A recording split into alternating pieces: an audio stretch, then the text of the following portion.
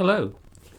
This afternoon I want to share some thoughts and ideas about what we and you could do to actually create a more cooperative society and also achieve your purposes.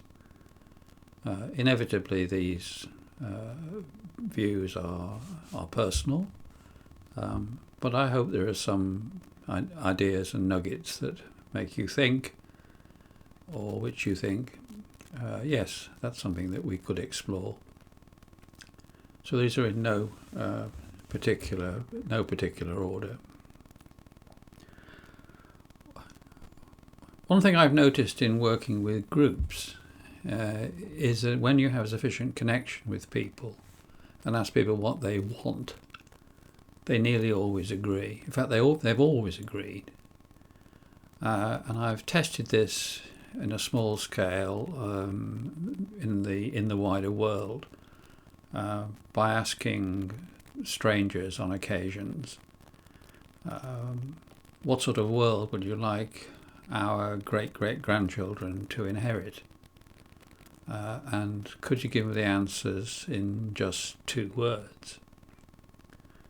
Now, I don't get the same 2 words from everybody. But they all describe the same world. They describe one which is green, sustainable, fair, peaceful, just, happy. And that's really quite encouraging. So, and it's not really too surprising, seeing we are actually all relatives. We're all literally relatives, that we might actually want the same thing. Now, Paul Hawken wrote a book called Blessed Unrest, where he documented the organisations that were working across the world to make the world a better place in all sorts of different areas, like indigenous rights and health and education and justice and so on. And he has evidence that there are 2 million organisations that are basically trying to make the world a better place. Not 2 million people, 2 million organisations. Now, some of those may be quite small networks, but some of them may be absolutely huge. And it seems reasonable to think that if we could connect those networks together, then you might really be able to get some energy flowing. Because he says that this is the biggest movement that people don't know about, but it's not joined up. Now, one of the things I did many years ago, which is something you could do if you wanted, was I ran an event which I called Networking the Networks.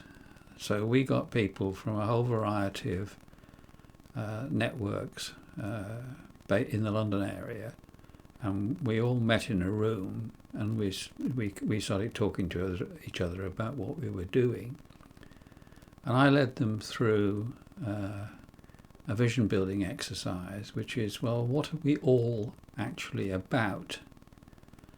And the phrase which came up was, which we later excavated, was creating resurrection, which was actually about creating new life.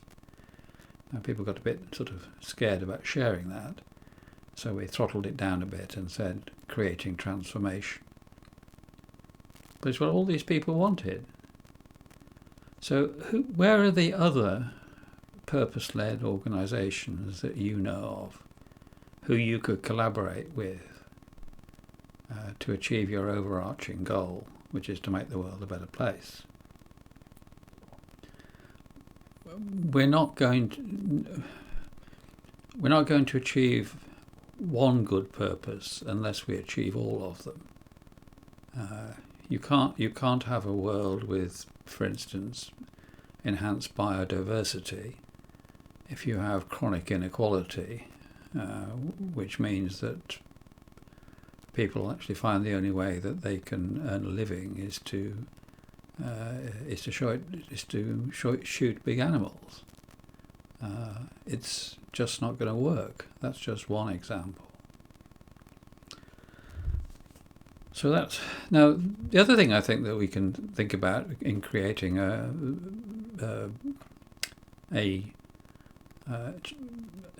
in working at societal level is to naturalize some of these processes that we've been talking about so far.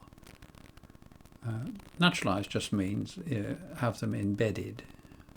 So if children in schools learn how to listen by being encouraged to do so, they probably don't need much teaching, but they would need encouragement. Then they'll grow up listening, and they'll grow up listening to their children, and to their friends, and to the people they meet, their strangers, and that will create understanding between people, and that'll have an enormous spin-off to the wider society.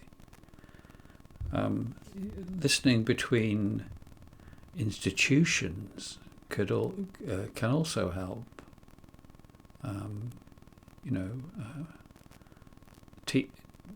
Teachers and doctors. I mean, there's a big link between health and education, I'm quite sure. Listening in families. If people listen to each other and appreciate each other in families, then everybody is happier. Children do better at school. There are better health outcomes. There's less crime. There's more creativity. It just seems logical. In neighbourhoods, again, why not have people listening? Encourage people to listen in neighbourhoods. You can be surprised when you meet people who are very different from you. I had the wonderful experience of working with African people in Africa over the last few years. I was absolutely blown away by how wise and courteous and kind and generous-hearted they were, and also how amazing how many languages they spoke. I met people who fluent in 8 or 10 languages. That's pretty rare in the UK. So let's encourage. What can you do to reach out to these people who are different from you, and understand the world from their point of view? A few years ago, some friends and I did something they call random acts of listening, where we met as a group and then we went out individually to engage perfect strangers in conversation to try and understand their world from their point of view. That was extraordinary. You met such amazing people. I met a man who was an expert in Vedic astrology, a young man who from Israel who was an expert in psychoacoustics. But the most interesting thing there was he was talking about the difference between having a young child in Israel and in the UK, largely about the weather. So we reach out to people and understand them and meet them across in a community, and you realise the incredible richness of a community. And the other thing that's interesting is who are the people you don't talk to, who you don't easily initiate a conversation with. It could be an attractive young woman if you're an old man like me. It could be somebody with tattoos and very short hair. And I met somebody in a train who looked like this, and decided, oh hell, why don't I just start a conversation? He was the most subtle and interesting and really gentle man, and the outer appearance was just the prejudice about the outer appearance was just simply wrong. So reaching out to people, this can help. Now, I think we radically need to rethink the how of government, how government works. I'm not talking about what. I'm talking about how. At the moment, we have an incredibly competitive system. The people who win the election have complete power. They don't seem to feel any need to actually listen to the people who lost, even though they were obviously supported by millions of the population. And they absolutely must have a good idea or two between them. What can we do to move the system to more cooperation so that we take advantage of all the ideas that we have?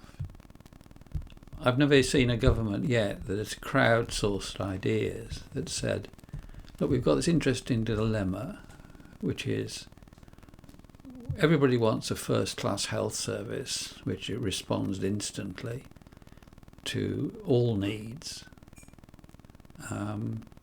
but nobody wants higher taxes to pay for it.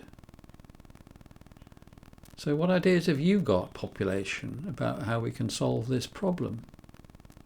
I'm not saying there is definitely an answer, but there might be. We could use some of the ideas from another nice little tool called positive deviance, which is in any situation where most people aren't thriving, there are some who are. So learn from them. So what do the happiest and healthiest people in this in the population do, and how did they get that way? Is there anything they do or think or are which other people can learn? Can we learn from the best?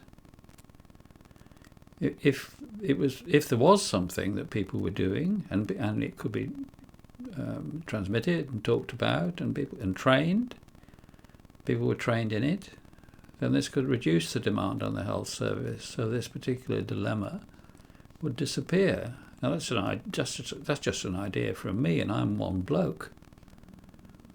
But there are 70 million people in the UK. You can't tell me there aren't some good ideas hiding among 70 million people. And there are 7 billion in the world. And some of those, in some parts of the world, people do things in radically different ways than we do, which actually work much better, in my humble opinion. The Finnish education system, for instance, as I remember, children don't start school as early as we do. There's either no or very little homework.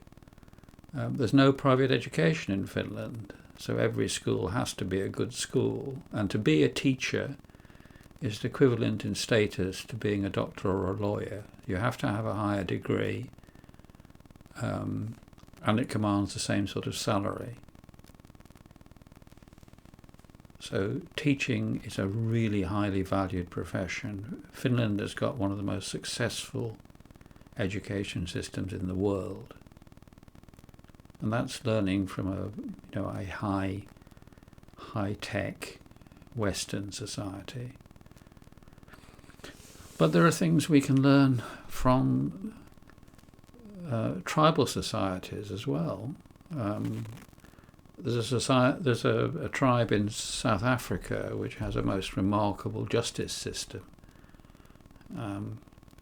If somebody has done something wrong, they have a ceremony which can go on for days, where they put the person who's done wrong in the middle of the circle of the village, and people recall all the things that they can remember about this person's life from earliest times about all the things that this person has done, what has done that have been good. And they just tell this, they tell the miscreant over and over again about all these good things that they can recall. And I just imagine being in the centre there must be utterly overwhelming emotionally. And at the end, they welcome the miscreant back into the tribe. How you do that in Western society, I have no idea, but you can't tell me that there isn't something in it somewhere. And that's just an example, as I said, known by one bloke. There must be thousands of great examples like this. But we don't systematically look around the world and say, what can we learn from other people? We think there's just our way of doing things. And this simply can't be right. If we're going to survive the threats that we face, the biggest one being climate change, and the way in which we are damaging and destroying the climate through our profligate way of life, we're going to have to evolve. I mean, literally evolve. Evolution in the for humans is cultural, not physical. I mean, we've got a bit taller over the years, but we've not changed much physically since we came down from the trees as Homo sapiens. But we have evolved enormously culturally, and we need to make another evolution to move to a point where we're living in balance on this beautiful planet that we have. You as leaders in purpose-led organisations have a unique role in this, because almost by definition you're actually looking at the world through a longer lens than most other organisations. You're thinking about impact over tens of years, maybe even generations. We need you to connect with other organisations, to cooperate, to find out what your shared dream is, and to work together to create a world where we can thrive and where our children can thrive. And I have no sort of hesitation in saying that listening is key to this. And for those people who say, well, look, it's all hopeless, where basically these problems are just too big and we haven't got long enough and we're all doomed, I'm going to say, well, you might be right. But hope gives you more options than despair. It gives you more possibilities. And, okay, we might fail, but a lot better to have a go and fail than not have a go at all. As Arthur Johnson said to me, and this was in the 80s when we were facing the possibility of nuclear holocaust. I may be doomed or I may not, but whatever happens, I want to be caught doing my duty. Let me just check and see if there's anything on my little list which I haven't covered. Yes, I think there's something also to think about, which is that if we are to evolve, and we need to, then we really need to be actively learning from our experience and have that as a priority. And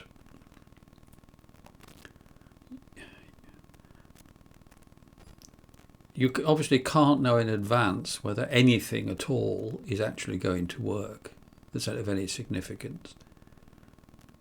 The only thing you can do is to have a go. Obviously use your best thinking and have a go and see what happens. So I just hope from this rather rambling video that you've got a few ideas about things that you might think about. And in the document at the end, I will put some links to these ideas, at least the ones I can find.